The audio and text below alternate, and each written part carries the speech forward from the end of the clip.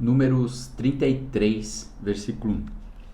Estas são as viagens dos filhos de Israel, que saíram da terra do Egito, com os seus exércitos sob as mãos de Moisés e Arão. E Moisés escreveu as suas saídas, segundo as suas viagens, conforme a ordem do Senhor. E estas são as suas viagens, segundo as suas saídas.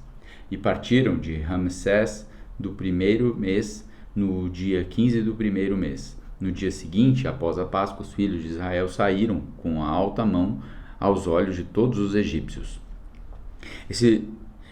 Porque os egípcios haviam enterrado todos os seus primogênitos, que o Senhor havia ferido entre eles, e também sobre os seus deuses, o Senhor havia executado juízos. E os filhos de Israel partiram de Ramsés e acamparam em Sucote. E eles partiram de Sucote e acamparam em Etã, que está no limite do deserto. E partiram de Etã e voltaram a Pi-Hairote, que está diante de Baal-Zefon, e acamparam diante de Migdol. E partiram de Pi-Hairote e passaram pelo meio do mar, entretanto no deserto, e andaram 3 dias no deserto de Etã, e acamparam em Mara. E partiram de Mara e vieram de Aelim, e a Elim havia 12 fontes de água, 70 palmeiras, e eles acamparam ali. E partiram de Elim e acamparam junto ao Mar Vermelho. Esses versículos querem dizer que o padrão partiram e acamparam em lembra o padrão da canção da jornada de 9, 8, 18 e 23, dando continuidade ao estilo literário dessas duas seções do livro. O primeiro ciclo, de Ramsés ao Mar Vermelho, provê a data e o cenário do milagroso livramento histórico de Israel da escravidão do Egito, ressaltando a morte dos primogênitos do Egito, que trouxe a redenção aos primogênitos dos israelitas e vitória sobre os deuses do Egito. Versículo 11.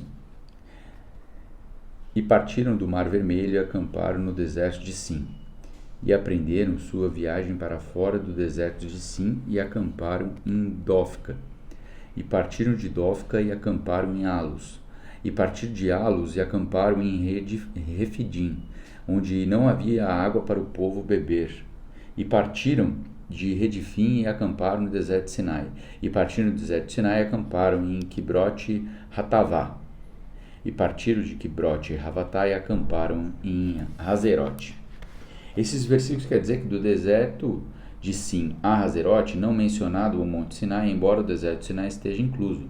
Os detalhes da estadia de um ano dos arredores do Monte de Deus estão relatados em Êxodo 19:40 e Números 1 a 10. Uma das perguntas-chave ao se tentar descobrir a localização dos lugares do 2º ao 5º ciclo é a localização do Monte Sinai.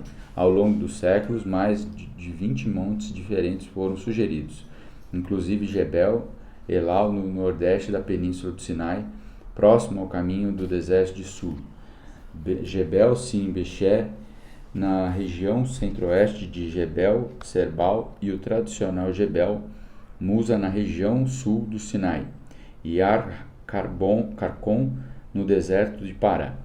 Foram propostas várias montanhas no noroeste da Arábia Saudita, inclusive Jebel Alaura, ao sudeste de Acaba. Se a jornada de 3 dias no deserto para celebrar uma festa ao Senhor que Moisés pediu ao faraó se aplicar a jornada para o local do monte, então a reunião sagrada deve ter acontecido mais perto das fortalezas da fronteira do Egito do que a maioria das montanhas, exceto Jebel Simbicher ou, quem sabe, outro monte oeste de Sinai. A declaração mais clara quanto à parte do itinerário é encontrada em Deuterônio 1 e 2, que diz que a distância de Horebe a Cádiz Barneia, passando por Ezimon-Geber, era de 11 dias de viagem e o equivalente a 225 a 240 quilômetros. Versículo 18.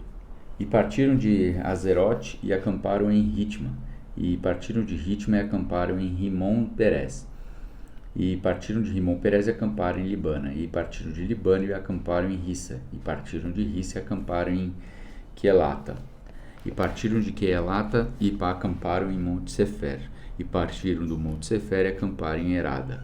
E partiram de Arada e acamparam em Maquelote. E partiram de Maquelote e acamparam em Taate. E partiram de Taate e acamparam em Tera. E partiram de Tera e acamparam em Mítica. E partiram de Mítica e acamparam em Rasmona. E partiram de Rasmona e acamparam em Moserote. E partiram de Moserote e acamparam em Bene-Jacã. E partiram de Bene-Jacã e acamparam em Hor-Hadigat. E partiram de Hor-Hadigat e acamparam em Jobta. E partiram de Jobta e acamparam em Abrona. E partiram de Abrona e acamparam em Ezion-Geber. E partiram de Ezion-Geber e acamparam no deserto de Sim, que é Cádiz. E partiram de Cádiz e acamparam no Monte Hor, no limite da terra de Edom.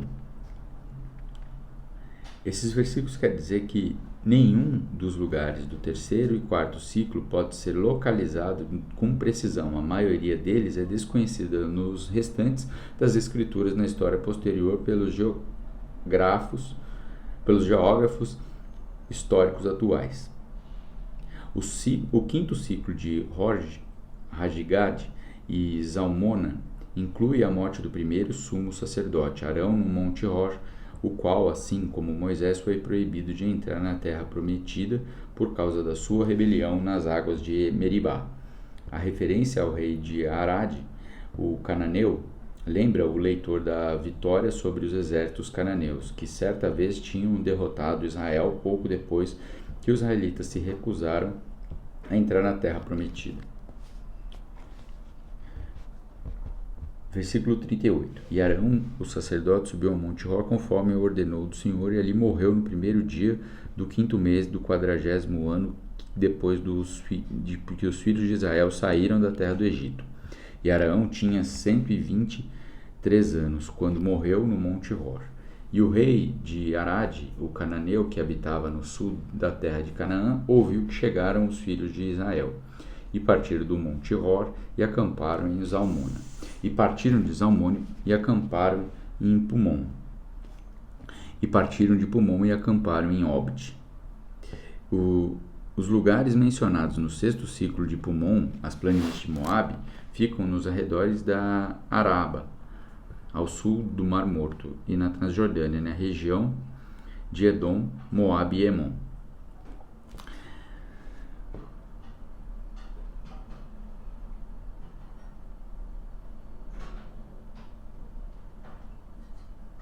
Versículo 42. E partiram de Zalmone e acamparam em Pumom.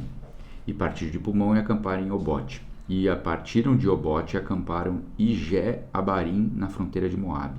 E partiram de In e acamparam em Dibon-Gad. E partiram de Dibon-Gad e acamparam em Almon-Diblataim. E partiram de Almon-Diblataim e acamparam nos montes de Abarim, defronte de Nebo. E partiram dos montes de Abarim e acamparam nas planícies de Moabe, junto ao Jordão, perto de Jericó, e acamparam junto ao Jordão, desde Bet-Jesimote até Abel-Sitim, nas planícies de Moabe. E o Senhor falou a Moisés nas planícies de Moabe, junto ao Jordão, perto de Jericó, dizendo: Fala aos filhos de Israel e dize-lhes: Quando houverdes passado o Jordão e entrado na terra de Canaã, então expulsarei todos os habitantes da terra diante de vós, e destruirei todas as figuras, e destruirei todas as suas imagens de fundição, e rapidamente derrubarei todos os seus lugares altos, e desapossarei os habitantes da terra, e ali habitareis, porque vos dei a terra para possuí-la. E dividireis a terra por sorte, segundo as vossas famílias. A muitos darei mais herança, e os poucos dareis menos herança, e a herança de cada homem será no lugar onde lhe saiu a sorte, segundo as tribos de vosso pai. Assim herdareis, mas não se expulsardes os habitantes da terra diante de vós. Então os que deixardes permanecer, vós seres espinhos nos vossos olhos e aguilhões nos vossos lados, e vos afligirão na terra que habitardes. Além disso, acontecerá que farei a vós como eu pensei a fazer a eles. Esses versículos finais quer dizer que a declaração do juízo condicional sobre Israel é uma prova de unidade literária e temática do Pentateuco, fazendo paralelo à mensagem do juízo em Levítico 26, 14 a 33 e Deuteronômio a 28, 15 e 68, assim como Deus queria que Israel expulsasse, deserdasse os cananeus. Ele também poderia expulsar Israel da terra prometida, caso não obedecessem seus mandamentos.